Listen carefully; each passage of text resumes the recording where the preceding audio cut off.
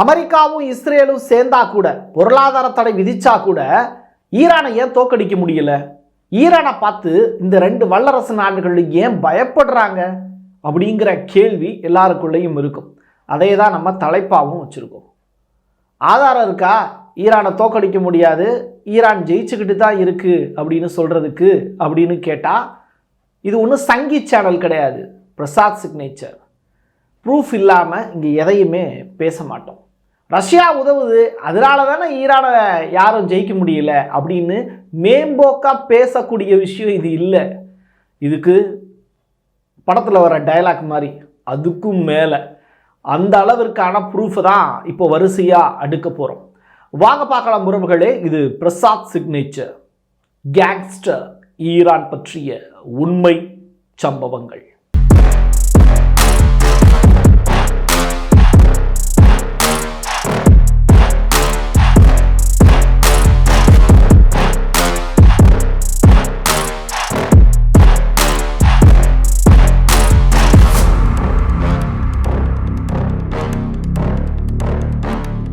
ஈரான்கிட்ட என்ன இருக்கு? ஒரு விமான தளங்கள் கூட சரியாக இல்லை. நல்லா இல்லாத விமானத்தை தான் அந்த ஊரில் இருக்கக்கூடிய பிரசிடெண்டே பயன்படுத்துகிறாரு. அதனால தான் அஜர்பைஜான்ல இருந்து வரும்போது ஹெலிகாப்டர் விபத்தில் இறந்து போயிட்டாரு அப்படிங்கிற செய்தி. ஈரான்கிட்ட என்ன இருக்கு? ஒன்றுமே கிடையாது. Su-35 ரஷ்யா கொடுத்தது, இப்போதான் பயிற்சி எடுத்துக்கிட்டு இருக்காங்க. S-400 டிஃபென்ஸ் சிஸ்டம், அதுவே ரஷ்யா கொடுத்து உதவுனது தான். இப்படி எல்லாமே ரஷ்யா கிட்ட இருந்து வாங்கிட்டு ஈரான் என்ன சாதிச்சிச்சு அப்படிங்கிற கேள்வியை எல்லா பேரும் கேட்குறாங்க. அது மனசில் இருக்கக்கூடிய கேள்வி தான். பொருளாதார தடை ரஷ்யா மீது விதிச்சிருக்காங்க, ஈரான் மீது விதிச்சிருக்காங்க. ரஷ்யா ஒரு வல்லரசு நாடு, சமாளிக்குது, தற்சார்பு பொருளாதாரத்தில் சிறந்து விளங்கிய நாடு. ஈரான் இதை எப்படி சமாளிக்குதுங்கிற கேள்வி எல்லாருக்குள்ளேயும் இருக்குது. ஆனால் அதுக்கான பதில் மட்டும் யாருக்கும் தெரியாது. வெனிசுலா நாட்டின் மீது அமெரிக்கா பொருளாதார தடை விதிச்சிச்சு, கியூபா மீது பொருளாதார தடை விதிச்சிச்சு. கியூபா ஸ்தம்பிச்சு போச்சு. வெனிசுலா மக்கள் தெருவில் பிச்சை எடுத்தாங்க. இன்னைக்கு தேதிக்கு மதுரா அவர்கள் அதை மீட்டெடுக்கிறாருங்கிறது வேற விஷயம். ஆனால் ஒரு நாட்டின் மீது அமெரிக்கா பொருளாதார தடை விதிக்குது அப்படின்னா அந்த நாடால் எந்திரிக்கவே முடியாது. அப்படி ஒரு நிலைமையில தான் ஈரானும் இருந்தது. ஆனாலும் ஈரானை அமெரிக்காவால் வீழ்த்த முடியவில்லை. ஏன் அப்படிங்கிற கேள்வி. முகமது ஜாவத் லாரிஜானி, இந்த பேர் ஈரானில் மிக முக்கியமான பேர். அயத்துல்லா கமினி அவர்களுடைய மிக முக்கிய ஆலோசகர் ஒரு டிவி நிகழ்ச்சிக்கு பேட்டி கொடுக்கிறார். அந்த டிவியினுடைய பேர் IRIWN. இதான் அந்த டிவியினுடைய பெயர். அவங்க சைடில் ஒரு இன்டர்வியூ கொடுக்குறார். அப்போது நீங்கள் ஈரான் பாதுகாப்பாக இருக்கிறதா நினைக்கிறீங்களா? இஸ்ரேல் உங்கள் மேலே தாக்குதல் நடந்துச்சு, கவுண்டர் அட்டாக் இன்னும் கொடுக்கல, இப்படிப்பட்ட சூழ்நிலையில் ஈரான் பாதுகாப்பாக இருக்கா அப்படின்னு கேட்கும்போது அவர் சொல்லக்கூடிய பதில், எங்களால் வித்தின் 24 hours அணு ஆயுதங்கள் தயாரித்து முடிக்க முடியும் அப்படிங்கிற ஸ்டேட்மெண்ட் சொல்லியிருக்காரு. அது மட்டுமல்ல, S-400 எங்கள்கிட்ட இருக்கு அப்படிங்கிற விஷயத்தையும் பதிவு செஞ்சிருந்தார்.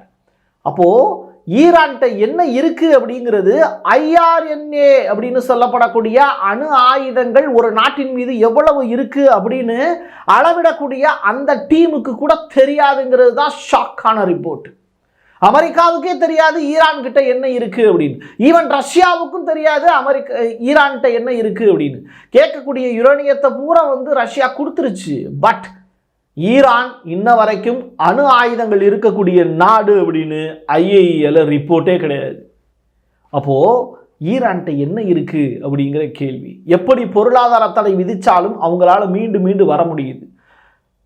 ரா மெட்டீரியல் அவங்களுக்கு எங்கிருந்து கிடைக்குது, அவங்களுடைய ப்ரொடெக்ஷன் அப்படிங்கிறது எப்படி நடக்குது, ட்ரேடு, இது எல்லாத்துலேயுமே பொருளாதாரத்தை விதிச்சா ஒன்றுமே இல்லாமல் போயிடுமே. ஈவன் கோல்டு, பிஸ்னஸ்ஸு, இது எல்லாமே படுத்து போயிடுமே பொருளாதார தடை விதிச்சா. எப்படி ஈரானால் ஜெயிக்க முடியுது அப்படிங்கிற கேள்வி. ஹவாலாவா, ஏஜென்ட்ஸா, நிலப்பரப்பா, இல்லை ப்ராக்ஸி டீலா அப்படின்னு கேட்டால் இது எல்லாமே ஒன்று சேர்ந்து ஈரானை அப்படியே ஒரு கேங்ஸ்டர் இல்லடா KGF படத்தில் வர்ற மான்ஸ்டர்ரா அப்படிங்கிற அளவுக்கு ஈரானை பற்றிய பில்டப்பை ஏற்றி நிற்கிது இந்த வீடியோ. 1979 ஒரு பெரிய ரெவல்யூஷன், புரட்சி ஒன்று வெடிச்சது. கமெனி அப்படிங்கிற நபர் ஈரானுடைய உச்சபட்ச தலைவராக அமர்ந்திருந்த தருணம் அமெரிக்கா பொருளாதார தடை விதிச்சிச்சு. ஈரானுடைய $12 பில்லியன் முடக்கப்பட்டுச்சு. பொருளாதார தடையால ஈரான் முடங்கி போயிரும்னு உலகமே பார்த்து ஆச்சரியப்பட்டாங்க. காரணம் என்ன அப்படின்னா, ஈரானுடைய கோல்டு, பேங்க் டெபாசிட், ப்ராப்பர்ட்டி எல்லாத்தையும் முடக்குச்சு அமெரிக்கா. அப்படிப்பட்ட ஒரு சூழ்நிலையில இருந்து ஈரான் எப்படி வெளியில வருவாங்கன்னு பார்த்துடலாம் அப்படின்னு கொக்கரிச்சாங்க. அந்த டயத்துல கம்பேர் பண்ணி பார்த்தோம்னா எக்கனாமிக்கல் லெவல்ல ஈரானுடையது $430 பில்லியன் அளவில் இருந்தது. இஸ்ரேலுடைய வணிகம் $528 பில்லியன் இருந்தது. சவுதி அரேபியா $860 பில்லியன்ல இருந்தது. ஈவன் இது எல்லாத்தையும் தாண்டி யுஎஸ்ஏவினுடைய டாலர் மதிப்பு அப்படிங்கிறது 30,000 பில்லியன் வந்து அவங்க கிட்ட இருந்தது. இவ்வளவு வளம் இருக்கக்கூடிய அமெரிக்கா அதுல ஒரு 2 பங்கு கூட இல்லாத ஈரானை ஏன் ஜெயிக்க முடியல அப்படிங்கிற கேள்வி. 30,000 பில்லியன் வச்சிருக்காங்க. ஆனா ஈரான்ட்ட இருக்கிறது ஒட்டுமொத்த மக்களுக்கும் சேர்த்து எவ்வளவு? $430 பில்லியன் தான் கையில வச்சிருக்காங்க. அவ்வளவுதான், ஈரானை முடிச்சு விட்டாங்க அப்படின்னு தான் 1979 பேசினாங்க. ஈவன் 1980, 1988 இந்த காலகட்டங்களில் நடந்த ஈராக் மீதான போர், இந்த போரப்ப கூட ஈரானை முடக்க முடியல அமெரிக்காவால். காரணம் என்ன அப்படிங்கிறது சர்வதேச அரசியல்வாதிகள் இன்ன வரைக்கும் குழம்பிக்கிட்டு இருக்கக்கூடிய ஒரு விஷயத்துக்கு தான் நம்ம பதில் சொல்ல போறோம். ஈராக்கினுடைய நில அமைப்பு, நீர்வழி பாதை, இதுதான் ஈரானினுடைய மிக முக்கியமான பலமாக பார்க்கப்படுது. அந்த வகையில் மொத்தம் 4 திசைகள் இருக்கு. அந்த 4 திசைகள்லையும் ஈரானுடைய ஸ்ட்ரக்சர் எப்படி இருக்குங்கிறத புரிஞ்சுக்கிட்டா மட்டும்தான் ஒரு போர் நடக்கும்போது ஈரானை உலகத்தில் எந்த நாடாலையும் அடிச்சு அசைச்சுக்க முடியாது அப்படிங்கிறது உங்களுக்கு விளங்கும். அந்த வகையில் நார்த் சைடில் காஸ்பியன் சி, அல்போர்ட்ஸ் மவுண்டைன் எங்க மலைக்குன்று இருக்கக்கூடிய ஒரு பகுதி. சி பாதுகாக்கப்படக்கூடிய ஒரு பகுதியாக மாறி நிற்கிது. வெஸ்ட் பக்கம் ஜாக்ராஸ் மவுண்டைன், அதுவும் ஒரு மலைப்பகுதி. ஈஸ்ட் பக்கம், கிழக்கு பக்கம் டாசி காவிட் அப்படிங்கிற அந்த பகுதி, அதோடு சேர்த்து லூஃப் டிசர்ட் அப்படின்னு சொல்லப்படக்கூடிய பாலைவனம். சவுத் சைடில் பெர்ஷியன் கல்ஃப், அதோடு சேர்த்து கல்ஃப் ஆஃப் ஓமன் ரிவர், 2 ஆறுகள் ஈரானை ஒட்டுமொத்தமாக பாதுகாக்கக்கூடிய அரணாக இருக்கு. என்னப்பா ஏதேதோ பேர் சொல்ற, இதெல்லாம் பாதுகாப்பு அரண்கிற, இது பாதுகாப்பு அரண். இதுக்கு முன்னாடி அந்த இடத்துல எல்லாம் அட்டாக் நடந்திருக்கும்ல, அப்பெல்லாம் ஈரானை அட்டாக் பண்ணாமையா இருந்தாங்க அப்படிங்கிற கேள்வி இருக்கு. அதுக்கான பதில் என்ன அப்படின்னா, இந்த அல்பர்ட்ஸ் மவுண்டைன் நார்த் பக்கம் இருக்குல்ல, அது ரொம்ப உயரமான மலை. அதை அவ்வளவு எளிமையா நீங்க கடந்துலாம் வந்துட முடியாது. ஏன்னா அதுக்கு முன்னாடி இருக்கிறது காஸ்பியன் சி. நீங்க கடல் வழியாக தாக்குதல் நடத்திடலாம் ஈரானை அப்படின்னு சொல்லி நினைச்சீங்கன்னா, கடல்ல வந்துகிட்டு இருக்கும்போது, கப்பல்கள் வந்துகிட்டு இருக்கும் போதே அதுக்கு பிறகுதான் ஈரானுடைய எட்ஜில் இந்த மலை இருக்கு, அல்பர்ட்ஸ் மலை. அந்த மலையில இருந்து வரக்கூடிய கப்பல்களை எளிமையாக ஈரானால தாக்கிவிட முடியும். ஸோ நார்த் சைடில் ஈரானை அடிக்கிறதுங்கிறது பாசிபிலிட்டிஸே இல்லை.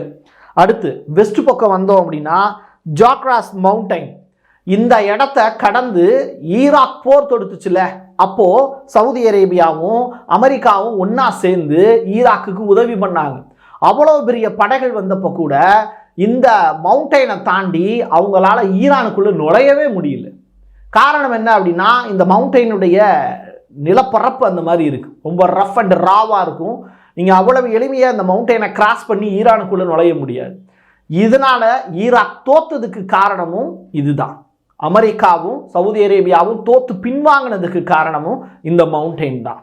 அடுத்ததா ஈஸ்ட் சைடில் டாஷி காவிட் அண்ட் லுக் டிசர்ட். இந்த டிசர்ட்டும் பாலைவனத்தின் காரணமாகவும் பதுங்கி பாய்ந்து நீங்க உங்களால உள்ளேயே வர முடியாது. காரணம் என்னன்னா, ஈரானுடைய வெப்பம் அந்த அளவுக்கு கொதிப்பா இருக்கும். நீங்க ஒரு பாலைவனத்தை கடந்து நீங்க ஈரானுக்குள்ள நுழைஞ்சிடலாம் அப்படின்னு நினைச்சீங்கன்னா அது அவ்வளவு எளிமையா நடக்கக்கூடிய நிகழ்வு அல்ல. கடைசியா சவுத் சைடு 2 ஆறுகள் இருக்கு. இந்த 2 ஆறுகளையும் கடந்து நீங்க ஈரானுக்குள்ள வர்றதுங்கிறதும் ரொம்ப டஃப்பான விஷயம். இது எல்லாமே வேர்ல்டு வைடா இருக்கக்கூடிய கண்ட்ரிஸ் ட்ரை பண்ணி பார்த்தா கூட அவங்களால ஈரானை அட்டாக் பண்றதுக்கான எந்த வாய்ப்புமே இல்லை. வான்வெளி தாக்குதல் மட்டும்தான் ஈரானை அடிக்கிறதுக்கான ஒரே வாய்ப்பு. அதுக்கும் இப்போ ரஷ்யா கிட்ட இருந்து கிடைச்சிருக்கக்கூடிய S-400 அதே மாதிரி Su-35 ரக விமானங்கள் மூலியமா அதற்குன்னு சொல்லிட்டு ஒரு பெரிய பேஸ் ஒன்று உருவாக்கிட்டாங்க ஈரான். ஸோ விமானங்கள் வந்து இறங்குறதுக்கும் இங்கிருந்து டைரக்டா மற்ற நாடுகளை அட்டாக் பண்றதுக்கும் மவுண்டைனும் இருக்கு, பாலைவனமும் இருக்கு, ரிவரும் இருக்கு, சீயும் இருக்கு. இவ்வளவு ஒரு வளம் இருக்கக்கூடிய ஒரு நாட்டை அவ்வளவு எளிமையா மாற்றானிடம் கொடுப்பதற்கான வாய்ப்பு அப்படிங்கிறது ஈரானுக்கு கிடையவே கிடையாது. அதனால தான் சொல்லியிருந்தோம் ஈரான் கேங்ஸ்டர் இல்ல, ஈரான் ஒரு மான்ஸ்டர் அப்படின்னு. மான்ஸ்டர் ஓகே, ஈரானை எப்படி கேங்ஸ்டர்னு சொல்ற அப்படிங்கிற கேள்வி உங்க எல்லாருக்குள்ளேயும் வரும். ப்ராக்சின்னு எல்லாருமே வந்து சொல்லிக்கிட்டு இருக்காங்க.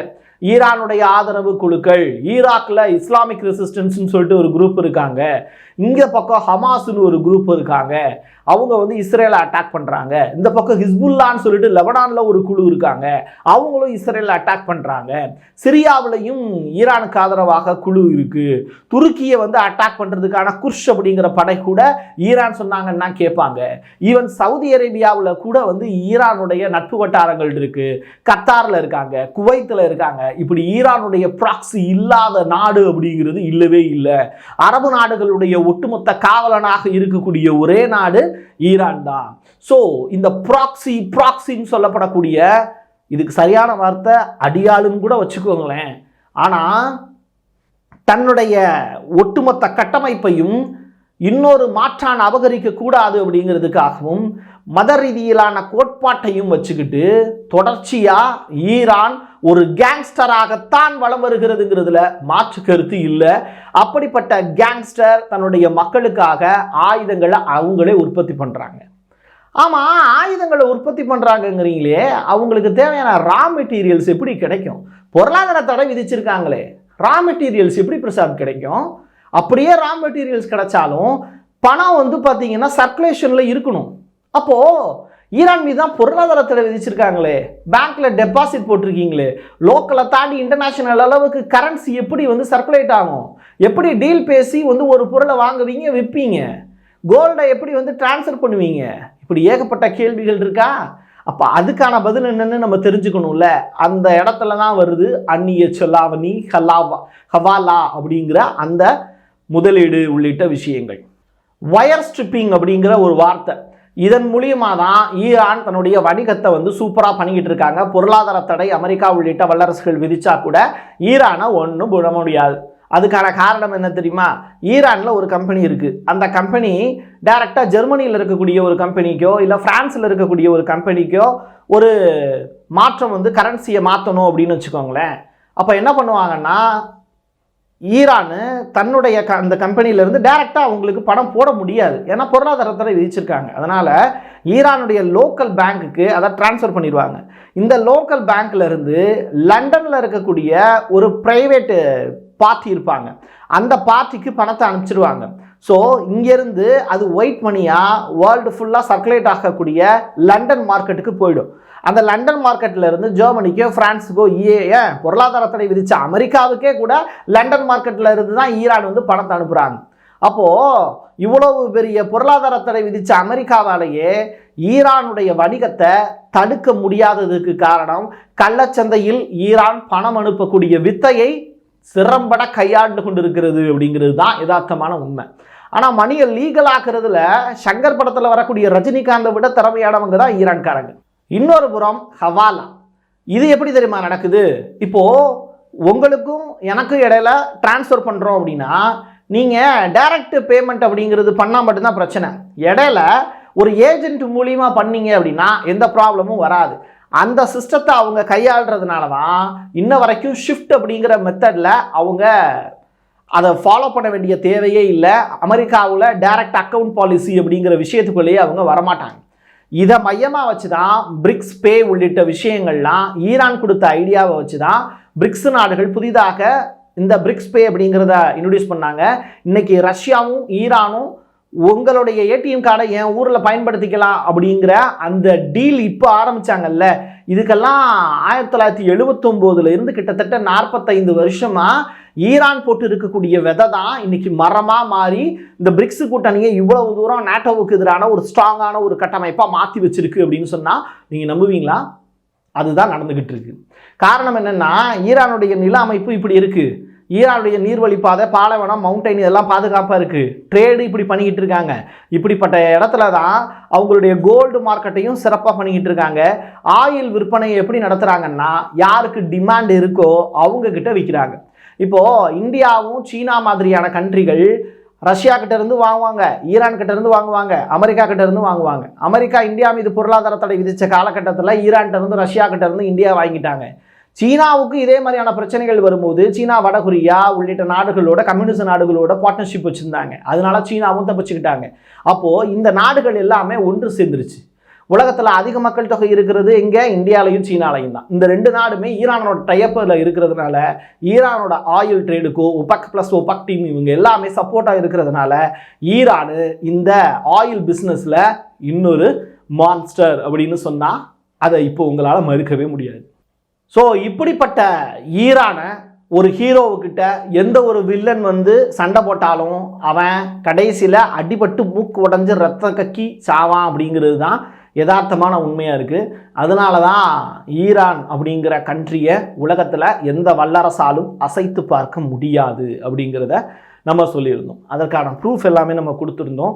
இது உங்களுக்கு பிடிச்சிருந்தது, இல்லை ஈரானை பற்றிய விஷயங்கள் வந்து உங்களுக்கு ரொம்ப இன்ட்ரெஸ்டிங்காக இருந்தது அப்படின்னா இந்த வீடியோவை உங்களுடைய நண்பர்களுக்கு ஷேர் பண்ணுங்கள். அது மட்டுமல்ல, ரஷ்யா இன்னைக்கு அமெரிக்காவோடு ஒரு நேரடி யுத்தத்தில் ஈடுபடுவதற்கான வாய்ப்புகளும் இருக்குது, அணு ஆயுதங்களை பயன்படுத்துவதற்கான வாய்ப்பும் இருக்குது. அப்படின்னா அதற்கு உற்ற துணையான ஒரு நண்பனாக இருக்கிறது ஈரான் அப்படிங்கிற நாடுனால தான் அவங்க இவ்வளவு வலிமையாக எதிர்த்தாப்பில் இருக்கக்கூடிய எதிரியை நோக்கி சண்டையிடுறாங்க.